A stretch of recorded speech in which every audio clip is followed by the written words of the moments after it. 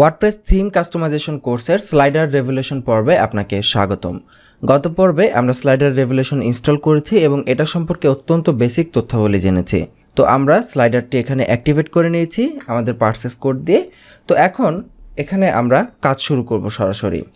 তো স্লাইডার রেভলিউশনে আমরা প্রথমে যে অপশনটি রয়েছে নিউ স্লাইডার তৈরি করা, তো আমরা দেখব কিভাবে নতুন একটি স্লাইডার তৈরি করতে হয়।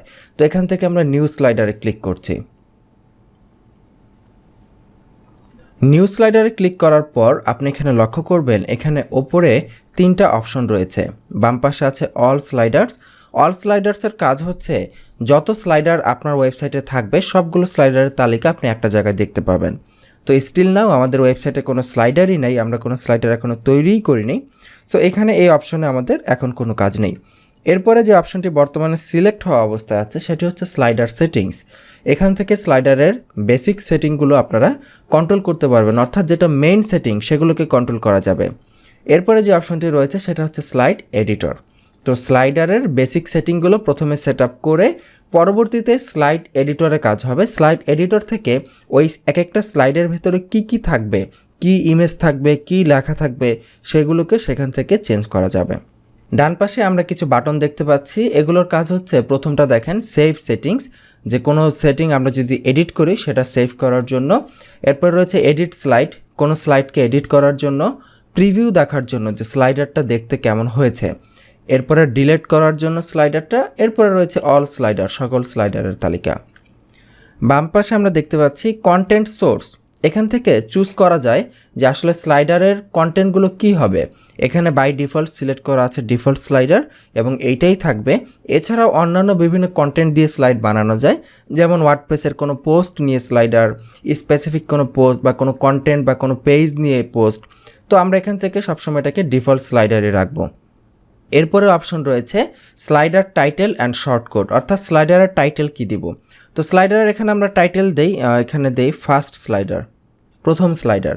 এরপরে রয়েছে স্লাইডারের এলিয়াস। এলিয়াস মানে হচ্ছে প্রতিটা স্লাইডার একটা শর্টকাট থাকে, যেই শর্টকাট দিয়ে আমরা স্লাইডারটাকে কল করতে পারি ওয়েবসাইটে। তো সেই শর্টকাটে কি নাম প্রদর্শন করবে, এখানে আমরা দিয়ে দিচ্ছি স্লাইডার 01। আপনারা যে কোনো নাম ব্যবহার করতে পারেন। এখানে স্লাইডার 01 লেখার সাথে সাথে ডান পাশে একটি শর্টকাট জেনারেট হয়ে গেছে।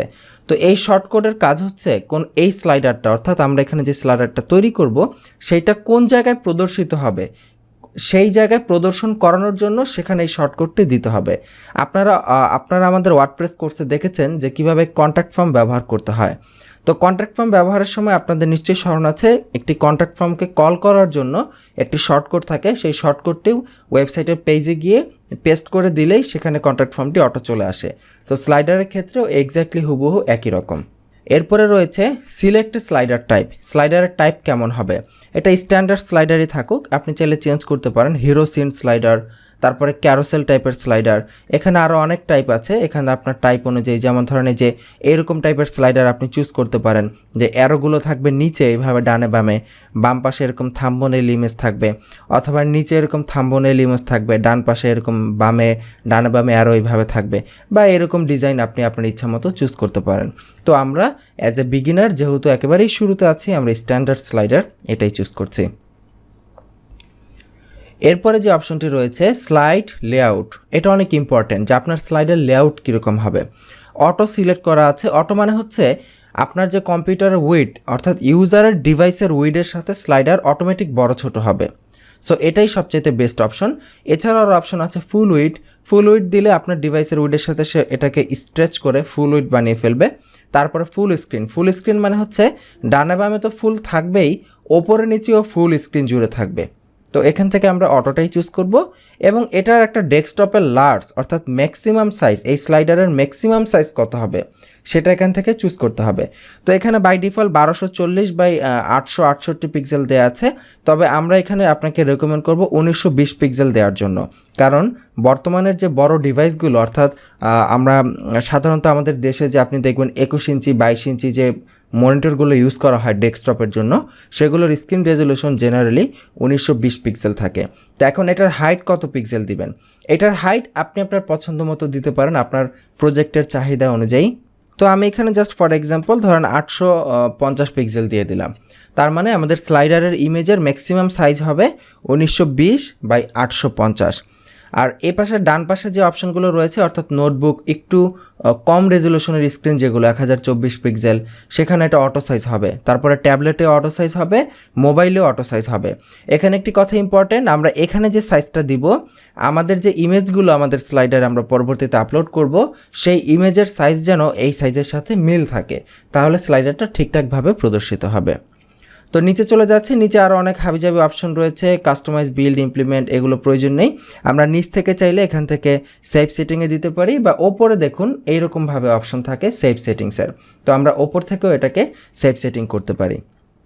তো আমরা এটাকে একটু উপরে চলে যাচ্ছি, ডান পাশে আরও কিছু অপশন দেখা যাচ্ছে। প্রথমে জেনারেল সেটিং, অর্থাৎ সামগ্রিক স্লাইডারটার জেনারেল কিছু সেটিং এখানে পাওয়া যাবে। আমরা যদি এখানে ক্লিক করি এটা ওপেন হবে। এখানে কিছু সেটিং রয়েছে, যেমন স্লাইডারটা হোভার করলে স্টপ হবে কিনা, তারপরে শাফেল বা র্যান্ডম হবে কিনা, তারপরে ডিফল্ট, প্রোগ্রেস বার, এগুলো আসবে কিনা। তো এই সেটিংগুলো এখনও আমরা স্লাইডার তৈরিই করি নাই, সো এখন এই সেটিংগুলো নাড়াচাড়া করে আমরা আপনাকে দেখাতে পারবো না যে আসলে কীরকম। আমরা আগে একটা স্লাইডার তৈরি করে নেই, স্লাইড তৈরি হোক, তারপরে আমরা আপনাকে দেখাতে পারবো যে এই সেটিংগুলো চেঞ্জ করলে কিভাবে চেঞ্জ হয়। তো এখানে আমরা মানে স্লাইডার সেটিংয়ের কাজ এখানেই মোটামুটি শেষ। এখান থেকে আমরা সেভ সেটিংসে ক্লিক করছি। তো স্লাইডারটি সেভ হচ্ছে। তো এটি দেখুন, স্লাইডারটি যখন আমরা সেভ সেটিংসে দিলাম, সাথে সাথে সেভ হয়ে এটার 3 নাম্বার ট্যাব অর্থাৎ সর্বশেষ ট্যাব স্লাইড এডিটর এখানে চলে গেল। তো এইখানে আসার পরে দেখতে পাচ্ছি বিভিন্ন অপশন দেখা যাচ্ছে। প্রথমে রয়েছে স্ট্যাটিক বা গ্লোবাল লেয়ার। এই লেয়ারটা আসলে এইটার কি কাজ এই মুহূর্তে বললে আপনি বুঝতে পারবেন না, বরঞ্চ প্যাচ লেগে যেতে পারে। সো এইটা আপাতত আমরা বাদ রাখছি, আমরা স্লাইডটা তৈরি করে নেই, তারপরে আমরা আপনাকে দেখাবো যে এই লেয়ারের কি কাজ। সো টেনশন নেই, আমরা দেখব যে এই লেয়ারের কী কাজ। আপাতত এটা আমরা স্কিপ করছি। এরপরে যেটা রয়েছে ফার্স্ট স্লাইড, অর্থাৎ 1 নাম্বার স্লাইড, স্লাইডারের প্রথম স্লাইডে কি থাকবে সেটা। তো এই স্লাইডের বিভিন্ন অপশন এর উপরে হোভার করলে পাওয়া যাবে, ডুপ্লিকেট করা, টেমপ্লেটে অ্যাড করা, ডিলিট করা। তো এটার উপরে প্রেস করলে এটা এডিটিং অপশন আসবে। তো যেহেতু এটা প্রথম স্লাইড, বাই ডিফল্ট এটা এডিটিং অপশন এখানে এসে রয়েছে। তার ঠিক নিচে আমরা দেখতে পাচ্ছি কিছু অপশন রয়েছে, যেমন মেইন ব্যাকগ্রাউন্ড, জেনারেল সেটিং, এরপরে থাম্বনেইল, তারপরে অ্যানিমেশন, লিঙ্ক অ্যান্ড এসইও। ধরেন আপনার স্লাইডকে আপনি লিঙ্ক করতে চাচ্ছেন, তো সেইটা এখান থেকে করা যাবে। তারপর স্লাইডার ইনফো, ন্যাভ ওভাররাইট ইত্যাদি। তো এখানে মেইন ব্যাকগ্রাউন্ডটা সিলেক্ট করা আছে, তার আন্ডারে বেশ কিছু অপশন রয়েছে যে আমাদের স্লাইডারের মেইন ব্যাকগ্রাউন্ডে কী থাকবে সেটা এখানে চুজ করা আছে। ওকে, আর একটু নিচে গেলে আমরা দেখতে পাচ্ছি এখানে স্টাইলিং ট্যাব রয়েছে, স্টাইল, এর ভেতর বিভিন্ন স্টাইল দেওয়ার অপশন, তারপরে অ্যানিমেশন, লুপ, ভিজিবিলিটি, বিহেভিয়ার ইত্যাদি আরও অনেক অপশন রয়েছে। এরপর একটু নিচে গেলে আমরা যেটা দেখতে পাচ্ছি, এখানে ঝিরঝির যে অপশনগুলো দেখতে পাচ্ছেন সেটি হচ্ছে মূলত আমাদের টাইমলাইন। এই টাইমলাইনে আমরা সরাসরি দেখতে পারবো আমাদের স্লাইডারের লুকটা কেমন হবে, একদম লাইভ, অর্থাৎ যে কাজগুলো আমরা করব সেই কাজগুলো মূলত এই টাইমলাইনেই করতে হবে। তো আমরা এটাকে স্ক্রল করে আরেকটু নিচে যাই। এখানে দেখুন টাইমলাইনের নিচে যে অপশনটি আছে এগুলো হচ্ছে আমাদের লেয়ার, অর্থাৎ টাইমলাইনের ভেতরে যে ইমেজগুলো থাকবে, কোনটা আগে আসবে কোনটা পরে আসবে, এগুলো আমরা এখান থেকে চুজ করতে পারি। তো এই হচ্ছে আমাদের বেসিক ড্যাশবোর্ড পরিচিতি, যে কোথায় কি আছে সেটা আমরা ভালো করে জানার চেষ্টা করেছি। যে কোথায় কি আছে সেটা যদি আপনার জানা থাকে তাহলে কাজ করতে খুব বেশি বেগ পেতে হয় না। সো এইটা ভালো করে জানা থাকা জরুরি। তো আমরা একটু কাজ শুরু করে দেই প্র্যাকটিক্যালি। প্রথমে রয়েছে main background. Main background select করা আছে যে আমাদের এই স্লাইডারটার মেইন ব্যাকগ্রাউন্ডে কি থাকবে। তো আমরা যদি স্লাইডার তৈরি করতে যাই, আমাদের মেইন ব্যাকগ্রাউন্ডে একটি ইমেজ আমরা দিব, তাই না, যেই ইমেজটা একটার পর একটা আসবে। তো এখানে বাই ডিফল্ট ট্রান্সপারেন্ট সিলেক্ট করা আছে, দ্যাটস ওয়াই এখানে ট্রান্সপারেন্ট দেখতে পাচ্ছি। এখান থেকে আমরা মেইন ব্যাকগ্রাউন্ড ইমেজ দিব, এটা চুজ করব। তো যখনই আমরা ইমেজ চুজ করলাম, ইমেজ কোথা থেকে দিব, এখানে দুইটা অপশন আছে, একটা হচ্ছে মিডিয়া লাইব্রেরি, অর্থাৎ আমাদের ওয়ার্ডপ্রেসের মিডিয়া থেকে, আর একটা হচ্ছে অবজেক্ট লাইব্রেরি। আমরা যদি অবজেক্ট লাইব্রেরিতে প্রথমে প্রেস করি, আমরা দেখতে পাবো এই স্লাইডার রেভলিউশনের ভেতরে ইমেজ দেওয়ার জন্য ওদের প্রচুর ইমেজ, ওদের যে ডিরেক্টরি সেখানেই রয়েছে। যেমন এখানে একটু লোড হচ্ছে, আমরা একটু অপেক্ষা করি। এই যে দেখুন ইমেজগুলো চলে আসতেছে, এই ইমেজগুলোই চাইলে আমরা এখান থেকে নিতে পারি, অর্থাৎ ওদের ডিরেক্টরিতেই অনেক ইমেজ রয়েছে, বিভিন্ন টাইপের ইমেজ আমরা এখান থেকে নিতে পারি। আর আমরা যদি চাই যে না আমরা এখান থেকে নিব না, আমরা আমাদের মিডিয়া লাইব্রেরি থেকে নিব, তাহলে এখানে প্রেস করব। এখানে আমরা আমাদের কাস্টম ইমেজগুলো আপলোড করে দিব। তো অ্যাজ ইউজুয়াল আমরা সিলেক্ট ফাইলে ক্লিক করে আমরা ইমেজকে দিয়ে দিতে পারি। আর আপনাদেরকে দেখানোর সুবিধার্থে আমরা আগে থাকতে বেশ কিছু ইমেজ এখানে নিয়ে রেখেছি, যাতে করে টিউটোরিয়ালের ভেতরে আর ইমেজ নিয়ে সময় নষ্ট করতে না হয়। তো আমি সেই ইমেজগুলোকে সিলেক্ট করে এখানে আপলোড করে দিচ্ছি। তো ইমেজগুলো আপলোড হয়ে গেল। এখান থেকে আমরা যে কোনো একটা ইমেজকে চুজ করব। তো ধরুন আমি এখান থেকে যে কোনো একটাকে চুজ করলাম, চুজ করে সিম্পলি ইনসার্টে প্রেস করছি। এবার যদি আমরা একটু নিচের দিকে যাই, এখানে দেখুন যে ইমেজটি আমরা এখানে সিলেক্ট করেছি সেই ইমেজটি চলে এসেছে। আচ্ছা, আমরা কিন্তু এখানে একসাথে অনেকগুলো ইমেজকে আপলোড করেছি, তাই না? তো একসাথে করেছি কারণ পরবর্তী স্লাইডে যে ইমেজগুলো প্রয়োজন হবে সেগুলো আমরা একবারে আপলোড করে দিয়েছি। সেখান থেকে জাস্ট আমরা একটা ইমেজকে চুজ করেছি।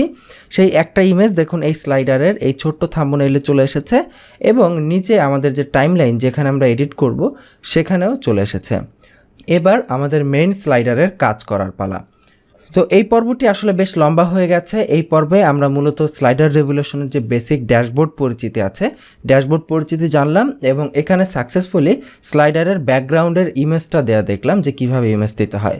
তো এই পর্বটা এখানেই শেষ করছি। আগামী পর্বে আমরা আরও অনেক কিছু দেখব, যে কিভাবে অ্যানিমেশন অ্যাড করতে হয়, কিভাবে টেক্সট অ্যাড করতে হয়, তারপরে নিচের এই যে লেয়ার রয়েছে এখান থেকে কিভাবে কাজ করতে হয়। তো আমরা ইনশাল্লাহ আরও অনেক বিষয়গুলো দেখানোর চেষ্টা করব আগামী পর্বে। তো এই পর্ব এখানেই শেষ করছি। এতটুকু কাজ আপনারা করে ফেলুন। আর হ্যাঁ, অবশ্যই কাজ করার শেষে বা কাজ করার মাঝখানে একটু পরপর সেভ স্লাইড এইখানে প্রেস করতে ভুলবেন না। কারণ অনেক কষ্ট করে স্লাইড তৈরি করবেন, যদি সেটা সেভ করতে ভুলে যান এবং কোনো কারণে যদি সেই পেজটা আপনি কেটে দেন বা অন্য কোনো লিঙ্কে ক্লিক হয়ে যদি চলে যান, তাহলে কিন্তু আপনার কষ্টের কাজ সেটা আনসেভ থেকে যাবে এবং সেটা কিন্তু আপনি আর পাবেন না।